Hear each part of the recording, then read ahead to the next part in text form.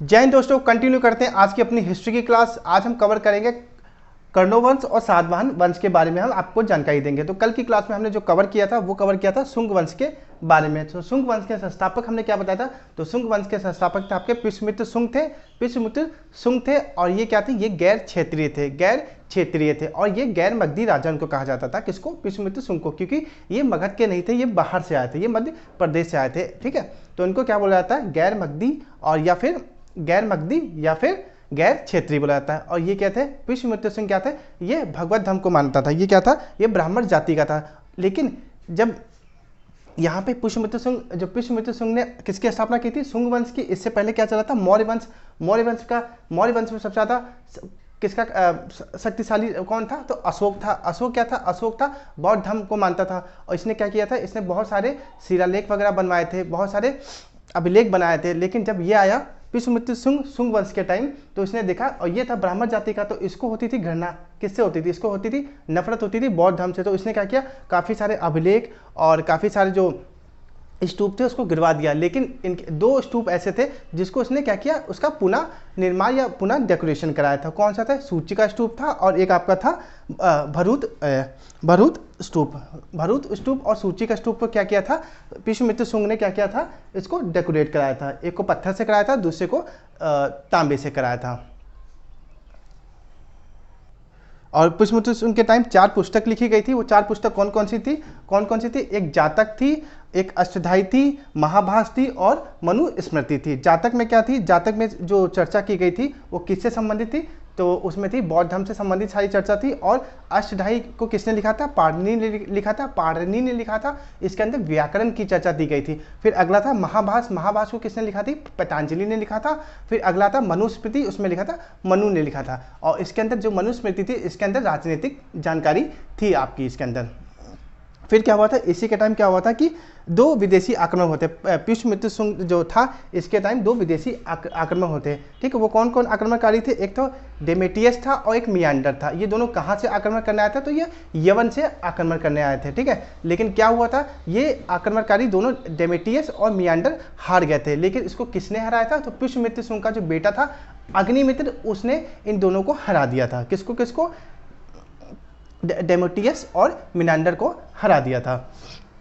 और ये लोग कहाँ से आए थे, ये यवन से आए थे। तभी जब ये हार के वापस आ रहा था तो क्या हुआ था, इसको एक लड़की से प्रेम हो गया था। किसको, अग्निमित्र को। अग्निमित्र कौन था, पुष्यमित्र शुंग का बेटा था। तो जब ये युद्ध करके वापस आ रहा था तो उसको एक लड़की से प्यार हो गया था। उस लड़की का नाम था मालविका। तो इन दोनों की जो प्रेम कहानी थी किसने लिखी थी, कालिदास ने लिखी थी। और कालिदास ने उस पुस्तक का नाम क्या दिया था, मालविका अग्निमित्र। उसके बाद जब ये मियांडर जब लड़के वापस जा रहा था तो उसको रास्ते में नागसेन मिले। नागसेन ने क्या किया, नागसेन ने इसको जो शिक्षा दी थी, वो किस चीज़ की शिक्षा दी थी, तो नागसेन ने बौद्ध धर्म की शिक्षा दी थी। तो नागसेन ने किसको बौद्ध धर्म की शिक्षा दी थी, मियांडर को बौद्ध धर्म की शिक्षा दी थी। इसी के टाइम एक और काम हुआ था, एक यवन से एक दूत आया था। उसका नाम था जो नाम था वो हेलियोडोटस था। और हेलियोडोटस जो आया था शुंग वंश में आया था बौद्ध धर्म की शिक्षा लेने के लिए। लेकिन जो पुष्यमित्र शुंग था ये बहुत चतुर टाइप का व्यक्ति था। इसने क्या किया, बौद्ध धर्म की शिक्षा ना देके इसने क्या किया, इसने भगवत धर्म की शिक्षा दी थी। और भगवत धर्म में क्या हम किस भगवान के बारे में हमको पढ़ा जाता है, तो विष्णु भगवान के बारे में पढ़ा जाता है। विष्णु भगवान के बारे में पढ़ा जाता है। और विष्णु भगवान की जो सवारी क्या थी, वो गरुण थी। तो क्या था, इस चीज़ की हमको जानकारी कहाँ से प्राप्त होती है, तो गरुण ध्वज अभिलेख से इस चीज़ की हमको जानकारी प्राप्त होती है। तो जो ये आपका जो वो नहीं था हेलियोडोटस ने अपना एक अभिलेख बनाया था, उसमें इस चीज़ की जानकारी हेलियोडोटस ने दी थी। और फिर इस वंश के अंतिम शासक कौन थे, तो इस वंश के अंतिम शासक देवभूति थे। देवभूति को किसने मारा था, वासुदेव ने क्या किया था, देवभूति को मार के और ये आपका कौन से वंश की स्थापना की, कर्ण वंश। अब आज हम जानकारी प्राप्त करेंगे कर्ण वंश के बारे में दोस्तों। ठीक है, तो शुंग वंश का अंतिम शासक कौन था, देवभूति थे। और देवभूति को किसने मारा था, तो वासुदेव ने मारा था। और वासुदेव ने तो ऐसे आपसे क्वेश्चन पूछा जाए शुंग वंश का अंतिम शासक कौन था, तो शुंग वंश का अंतिम शासक तुम्हारा देवभूति था, और देवभूति को किसने मारा था? तो देवभूति को मारा था किसने? वासुदेव ने। और वासुदेव ने एक नए वंश की स्थापना की थी, वो था आपका कर्ण वंश। तो हम जानकारी प्राप्त करेंगे आज कर्ण वंश के बारे में आप लोगों से। तो अब तक जिन लोगों को मेरा क्विक रिवीजन अच्छा लगा तो प्लीज़ मेरे चैनल को लाइक, शेयर और सब्सक्राइब करना मत भूलिएगा। अब हम डिटेल में डिस्कस करते हैं कर्ण वंश के बारे में। हालांकि कर्ण वंश बहुत छोटा सा है, उसके बाद हम सात वंश के बारे में जानकारी प्राप्त करेंगे, ठीक है। तो अब हम चर्चा करते हैं आप लोगों से कर्ण वंश के बारे में।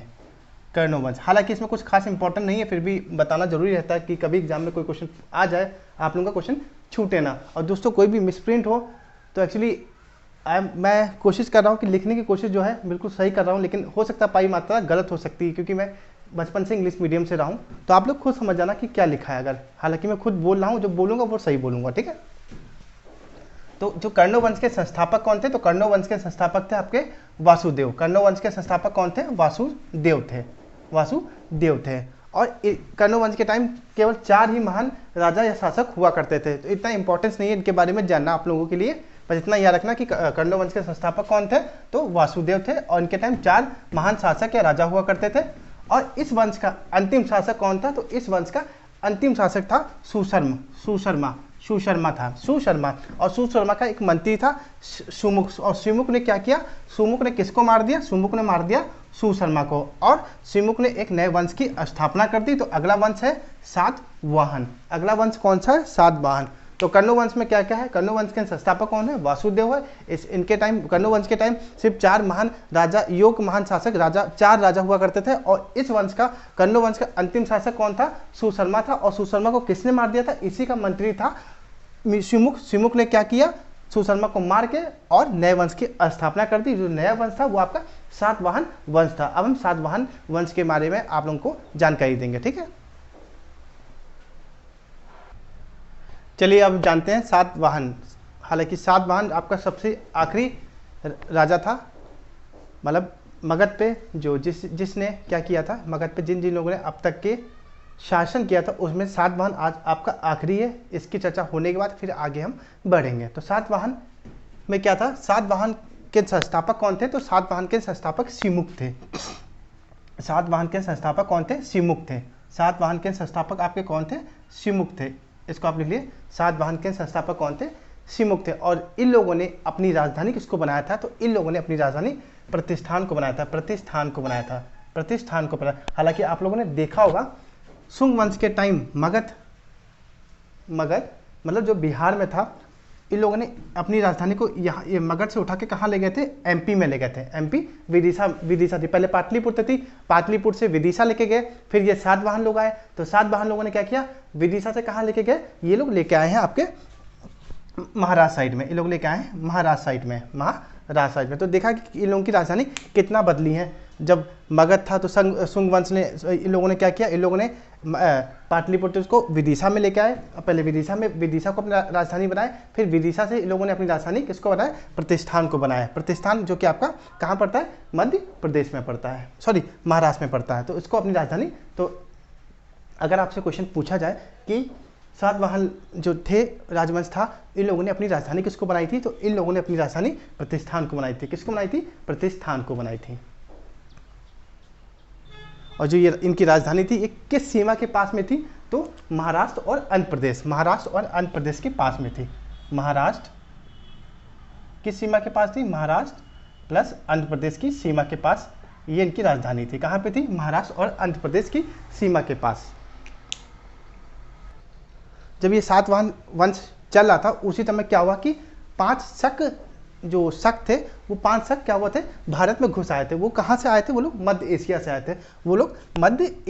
आए थे। वो शक लोग क्या किए? वो यहाँ पे 5 शक थे, वो 5 शक भारत में घुस आए थे। और उनका मेन लक्ष्य था, क्योंकि वो लोग मध्य एशिया से मार के भगाए गए थे और भारत में घुस आए थे। अब ये चाहते थे कि अब किसी ना किसी तरह हम क्या करें? हम भारत में आके किसी छोटे मोटे राजा को मार के उनकी जगह पे हम रहने लग जाएं। तो शकों की लड़ाई किससे होने लगी? शकों की लड़ाई सातवाहन वालों से होने लगी। जो सातवाहन थी उनके साथ किसकी लड़ाई होने लगी? शकों के साथ उनकी लड़ाई होने की चर्चा इसमें की गई है। इसके बारे में हम आपको बताते हैं इसके बारे में। तो ये जो स्विमुक था, स्विमुक ने क्या किया, अपनी राजधानी किसको बनाई थी, महाराष्ट्र को बनाया था, महाराष्ट्र को बनाया था अपनी राजधानी, मतलब प्रतिष्ठान को अपनी राजधानी बनाया था। लेकिन ये महाराष्ट्र से क्या हुआ था कि जब ये शक लोग आए थे, इनके थोड़ा इन लोगों से थोड़ा बचने के लिए क्या किया, इसने अपनी राजधानी को थोड़ा आगे बढ़ा लिया, अपनी राजधानी को थोड़ा आगे बढ़ा लिया, जो कि थी आंध्र प्रदेश। तो इसने आंध्र प्रदेश की तरफ अपनी राजधानी को आगे बढ़ा लिया था। इसीलिए इसीलिए स्विमुक को बोला जाता है, स्विमुक को आंध्र सातवाहन बोला जाता है, आंध्र सातवाहन बोला जाता है। किसको बोला था, स्विमुक को आंध्र सातवाहन बोला जाता है। रीजन क्या था, इसने अपनी महाराष्ट्र से अपने एरिया को थोड़ा फैलाया था आंध्र प्रदेश की तरफ, तो तभी इसको बोला जाता है आंध्र सातवाहन। किसको बोला जाता है, स्विमुक को बोला जाता है। तो सातवाहन जो वंश था, इसके संस्थापक आपको बता दिया है, स्विमुक थे। इस वंश के संस्थापक थे स्विमुक।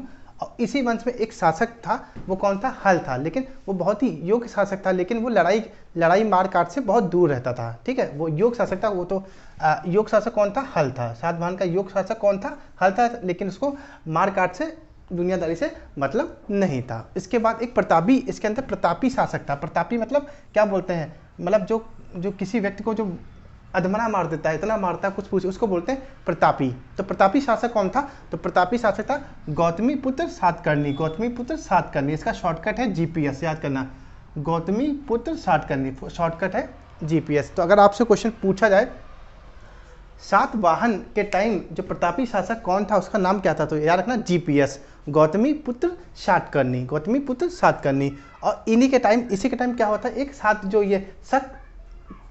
ये शक लोग, जो 5 शक लोग भारत में आए थे मध्य एशिया से, इन लोगों ने क्या किया था, इन लोगों ने हमला कर दिया था, ठीक है, जीपीएस पे। इन लोगों ने हमला कर दिया गौतमीपुत्र सातकर्णी पे। ये लोग चाहते थे कि, अब मैंने आपको बताया था स्टार्टिंग में कि ये लोग मध्य एशिया से भगाए गए थे, उनको भारत में आश्रय चाहिए था। तो ये चाहते थे किसी ना छोटे मोटे राजा को मार के उनकी जगह पे हम रहने लग जाएं। तो इन लोगों ने क्या किया, तो वो शक कौन था, शक था नाहपान शक शासक था। इसने क्या किया, इसने हमला बोल दिया। किधर बोल दिया, तो प्रतिष्ठान की तरफ हमला बोल दिया, जाकि वो राजधानी थी, सातवाहन वंश की राजधानी थी। इधर इन लोगों ने किस पे हमला बोला, जीपीएस पे बोला। किस पे बोला, गौतमीपुत्र सातकर्णी के ऊपर हमला बोल दिया। लेकिन क्या हुआ, ये लोग हार गए। कौन हार गया, नाहपान लोग हार गए, और विजयी कौन हुए, जीपीएस, गौतमीपुत्र सातकर्णी लोग क्या हुआ, इसमें जीत गए। तो इसकी जानकारी हमको कहाँ से प्राप्त होती है, हालांकि ये सब बीत चुका है, लेकिन इनकी जानकारी हमको कहाँ से प्राप्त होती है, तो महाराष्ट्र में एक जगह है जोगल थम्बी। तो जोगल थम्बी में जब खुदाई चल रही थी, उस वक्त वहाँ पे सिक्के प्राप्त हुए हैं। और उस सिक्के में क्या है, एक तरफ क्या बना हुआ है, एक तरफ बना है गौतमीपुत्र सातकर्णी का विजयी वाला हाथ, और दूसरी बात नाहपान का झुका हुआ सर। तो इससे हमको पता चलता है कि नाहपान हार गया था और गौतमीपुत्र सातकर्णी जीत गया था, गौतमीपुत्र सातकर्णी जीत गया था। तो इसके बारे में चर्चा, इस चीज़ की चर्चा, इन दोनों की लड़ाई के बीच की जो चर्चा है, जीपीएस मतलब गौतमीपुत्र सातकर्णी और नाहपान की जो चर्चा है, हमको कहाँ से प्राप्त होती है, तो महाराष्ट्र के जोगलथम्बी से, और किसके द्वारा, सिक्कों के द्वारा। ठीक है, तो यहाँ पे कौन जीत गया था, यहाँ पे नाहपान हार गया था और जीपीएस जीत गया था। उसके बाद अगला शासक आया था, अगला शासक सातवाहन का आया था, वो था, उसका शॉर्टकट मैंने बनाया है बीपीपी, जिसको बोलते हैं वशिष्ठी पुत्र पुल्लू मावी, वशिष्ठी पुत्र पुल्ली मावी। अब ये सोचा कि भैया देखो, हम भी बहुत ही योग्य शासक हैं और हम जीत जाएंगे, इनको भगा देंगे, इनको मार काट कर देंगे। तो क्या हुआ, ये चला गया लड़ाई करने के लिए, ये चला गया गुजरात की तरफ, गुजरात के साइड लड़ाई करने के लिए। तो अब ये जो रुद्रदामन था, रुद्रदामन जो था वो शक शासक था।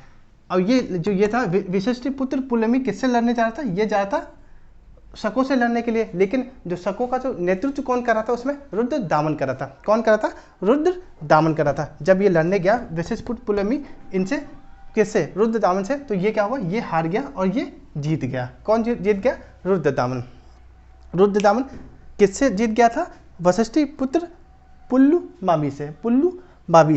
और कौन जीता, कौन सा शक शासक जीता, रुद्रदामन। और रुद्रदामन का एक हमने आपको अभिलेख के बारे में चर्चा की है, वो अभिलेख आप लोग बताओ कौन सा अभिलेख है, किसके बारे में जानकारी दी है उस अभिलेख के अंदर। तो जो रुद्रदामन का जो अभिलेख है वो जूनागढ़ अभिलेख है। कौन सा अभिलेख है, जूनागढ़ अभिलेख है। और उस अभिलेख में किसके बारे में जानकारी है, मगध के बारे में जानकारी दी गई है, ठीक है। और ये जो रुद्रदामन था, ये शकों की तरफ था, ये शकों का राजा था। और इसकी लड़ाई किसके साथ हुई थी, तो वशिष्ठ पुत्र पुलमावी से हुई थी। और पुलमावी क्या हुआ था, पुलमावी हार गया था, लेकिन ये सोचता था कि ये हमारा जब पहला वाला जीपीएस जीत गया तो हम भी जीत जाएंगे। लेकिन क्या किया, रुद्रदामन ने इतना मारा और ये बंदा हार गया। वशिष्ठ पुत्र जो पुलमावी था वो हार गया था।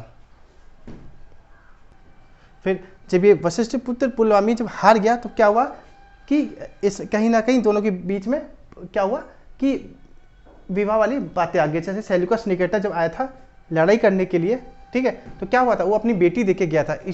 इसी तरह कुछ हुआ था इन दोनों के बीच में, रुद्रदामन शक के टाइम और वशिष्ठ पुत्र पुलमावी। तो कहीं ना कहीं ये बन गया था दामाद और ससुर वाला रिश्ता इन दोनों के बीच में बन गया था। और इस वंश का अंतिम शासक कौन था, तो सातवाहन वंश का अंतिम शासक जो था वो कौन था आप लोग का, वो सातकर्णी था, यज्ञ श्री सातकर्णी। एक मैं उसको लिख देता हूँ मैं। फिर इसके बाद क्या हुआ, इसके बाद इस वंश का अंतिम शासक कौन रहा था, सातवाहन वंश का अंतिम शासक था यज्ञ श्री सातकर्णी। तो ये क्वेश्चन पूछ जाता है कि सातवाहन वंश के संस्थापक कौन थे, तो सिमुक था। और इस वंश के अंतिम शासक कौन थे, तो यज्ञ श्री सातकर्णी, ठीक है, याद रखना आप लोग। तो सात वंश के संस्थापक सिमुक था। और इसमें योग शासक कौन था, हल था। प्रतापी शासक कौन था, गौतमीपुत्र सातकर्णी था, जिसका शॉर्टकट है जीपीएस। और जीपीएस की लड़ाई किसके साथ हुई थी, नाहपान से हुई थी। नाहपान जो कि शक शासक था, और उसकी जानकारी हमको कहाँ से प्राप्त होती है, जोगल थम्बी से प्राप्त होती है। जोगल थम्बी महाराष्ट्र में एक जगह है, वहाँ पे सिक्के की खुदाई हुई थी, और वहाँ से हमको प्राप्त होता है कि पता चलता है कि जीपीएस था वो विजयी हुआ था और नाहपान क्या था, हार गया था। फिर इसके बाद अगला सातवाहन का जो शासक था वो बीपीपी था, जो वशिष्ठ पुत्र पुलमावी था। इसकी लड़ाई किसके साथ हुई थी, किस शासक के, शक शासक के साथ हुई थी, तो रुद्रदामन के साथ हुई थी। और रुद्रदामन ने क्या था, इसको मार पीट कर इसको हरा दिया था। और क्या हुआ था कि इन दोनों के बीच में कहीं विवाह वाले संबंध बन गए थे। तो ये दामाद और ससुर वाला सीन हो गया था। फिर इस वंश का अंतिम शासक कौन आता, तो इस वंश का अंतिम शासक था यज्ञ श्री सातकर्णी। हालांकि सातवाहन के समय जो आंध्र प्रदेश और मध्य प्रदेश की जो एरिया थी, यहाँ पे यहाँ पे दो नदियाँ निकलती थी, एक आपकी थी गोदावरी और एक थी कृष्णा। तो यहाँ की जो जमीन थी बड़ी उपजाऊ थी, बहुत ही उपजाऊ थी, जिसके कारण यहाँ पे क्या हुआ, यहाँ पे दो चीज़ चालू की गई थी सातवाहन के द्वारा। एक तो भूदान चालू किया गया था, सातवाहन ने क्या चालू किया था, भूदान। ये लोग क्या करते थे, सातवाहन के जो शासक लोग थे, ये लोग क्या करते थे, जो ब्राह्मण लोग होते थे उनको जमीन को दान में देते थे, जमीन दान में दिया करते थे, क्योंकि उस टाइम जमीन बहुत उपजाऊ हुआ करती थी। इनका कहने मतलब था जिसको हम जमीन दें कम से कम कुछ ना कुछ उगाएगा और खाएगा और कुछ व्यापारिक कार्य करेगा। तो जिसके कारण जो सातवाहन के शासक या राजा थे उन लोगों ने भूदान व्यवस्था चालू की थी। भूदान व्यवस्था किसने चालू की, सातवाहन ने चालू की। लेकिन गुप्त काल वालों लोगों ने इसको बढ़ चढ़ के किया था। तो चालू करने की बात की जाए भूदान की किसने की थी, तो सातवाहन ने किया था। लेकिन इसको ऊपर कौन लेके गया था, तो गुप्त काल के लोग लेके गया था। फिर अगला था, इन लोगों ने, सातवाहन लोगों ने एक और चीज़ चालू की थी जिसको बोलते हैं सामंती बोलते हैं। सामंती सातवाहन ने चालू किया था। इसमें क्या था कि सामंती में क्या करता था, जितने भी लोग, जितने भी लेबर या जितने भी कर्मचारी थे सातवाहन के टाइम, ये लोग क्या करते थे, इनको पैसे ना देके क्या करते थे कि कुछ ना कुछ भूमि दान करते थे। जैसे कि जिसकी जैसी पोस्ट है उसके अकॉर्डिंग उसको एरिया दी जाती थी, उसके अकॉर्डिंग उसको ज़मीन दी जाती थी जब वहाँ पर काम करते थे। जैसे आपने देखा होगा किसी भी कंपनी में अगर जो डायरेक्टर है तो उसकी सैलरी 1 लाख हो गई या 2 लाख हो गई, फिर नीचे वर्कर आ गया तो उनकी सैलरी कम हो गई, तो उसी के अकॉर्डिंग जो समिति थी उसके अंदर सातवाहन लोग क्या करते थे, उनकी मतलब उनका जो कार्य था उसके अकॉर्डिंग उसको ज़मीन दिया करते थे। तो इसको भी किसने चालू किया था, सातवाहन ने चालू किया था। लेकिन इसको ऊपर कौन लेके गया था, खूब तेज़ी से इसको किसने फैलाया, तो गुप्त काल वालों ने फैलाया था। किसने फैलाया, गुप्त काल वालों ने फैलाया। फिर आया सातवाहन के टाइम किस चीज़ के सिक्के चले थे? तो शीशे के सिक्के। तो ये आप याद रखो सातवाहन और शीशा, सातवाहन और शीशा, सातवाहन और शीशा। तो सातवाहन के टाइम किस तरह के शीशे हुआ करते थे, सिक्के हुआ करते थे?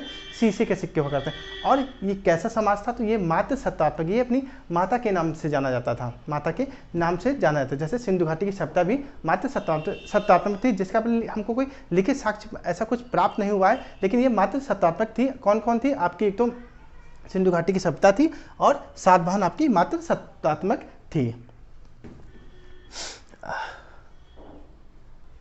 तो दोस्तों इस तरह हमने आपको पढ़ा दिया सातवाहन भी। अब आपके सातों के सातों कंप्लीट हो गए हैं। ये आपका था हर्यक वंश, शिशुनाग वंश, नंद वंश, मौर्य वंश, शुंग वंश, कण्व वंश और सातवाहन वंश। लेकिन अभी भी क्या हुआ था कि इससे पहले भी कुछ भारत पे आक्रमण हुए थे, मौर्य वंश से पहले भी और मौर्य वंश के बाद में। इसको अभी हमने डिटेल में डिस्कस नहीं किया है। मौर्य वंश से जो पहले हुए थे उनको तो हमने डिस्कस किया था, लेकिन मौर्य वंश के बाद भी इस पे कुछ आक्रमण हुए। को किसने किया था? एक तो आपके थी शकों ने किया था, पल्लवों ने किया था, कुषाण ने किया था और इंडो ग्रीक लोगों ने किया था। इसकी भी हम चर्चा आप लोगों से करेंगे, ठीक है।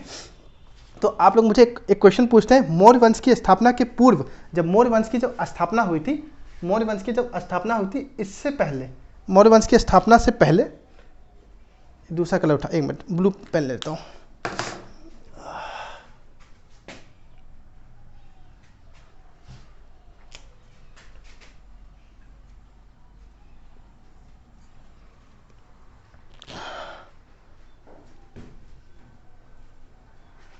तो मौर्य वंश की जब स्थापना हुई थी उससे पहले 3 विदेशी आक्रमणकारी आए थे। वो कौन कौन थे मैंने आपको पढ़ाया था। एक तो आपका था सिकंदर आया था।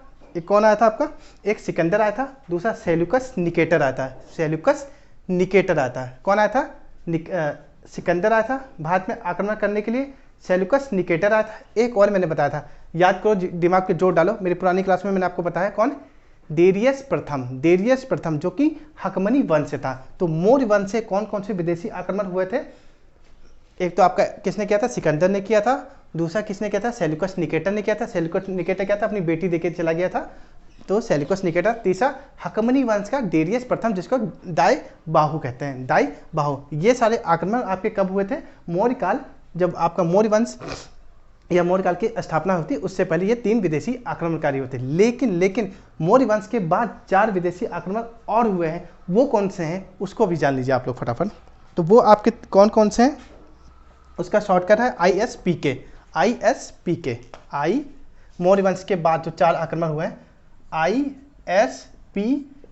ISPK। तो वो I मतलब होता है इंडो ग्रीक, I मतलब हुआ इंडो ग्रीक हुआ, S मतलब हुआ शक, फिर P मतलब पल्लो, K माने कुषाण। लेकिन इसमें भी क्या है, हम सबके बारे में डिटेल में नहीं पढ़ेंगे। सबके बारे में डिटेल में कुछ इंपॉर्टेंट है नहीं, ज़्यादा पढ़ेंगे नहीं। क्या हम सब ज़्यादा पढ़ेंगे तो कुषाण के बारे में पढ़ेंगे। कुषाण में क्या है? कनिष्क के बारे में जानकारी प्राप्त करेंगे। और क्या है, इसको कनिष्क को ही द्वितीय अशोक द्वितीय बोला जाता है। कनिष्क को ही अशोक द्वितीय बोला जाता है। इसकी चर्चा आप लोगों से हम नेक्स्ट क्लास में करेंगे, ठीक है। तो आप लोगों से अगर क्वेश्चन पूछा जाए, मौर्य काल जब स्थापना हुई थी तो उससे पहले 3 विदेशी आक्रमणकारी कौन कौन आए थे? तो कौन कौन आए थे? एक सिकंदर आया था, सेल्यूकस निकेटर आया था और डेरियस प्रथम आया था। और मौर्य वंश के बाद मौर्योत्तर काल के बाद कौन कौन से आक्रमणकारी आए थे? तो ISPK आए थे, जिसको इंडो ग्रीक बोलते हैं। S मतलब होता है आपका शक होता है, P मतलब पल्लो होता है, K मतलब कुषाण। हम कुषाण की चर्चा करेंगे आप लोगों से कल की क्लास में। और कुषाण मतलब कनिष्क, और कनिष्क को ही द्वितीय अशोक बोला जाता है। तो दोस्तों कैसी लगी मेरी क्लास? अगर आपको अच्छी लगी तो प्लीज़ मेरे चैनल को लाइक शेयर और सब्सक्राइब करना मत भूलिएगा। मिलते हैं आप लोगों से कल की क्लास में। जय हिंद दोस्तों।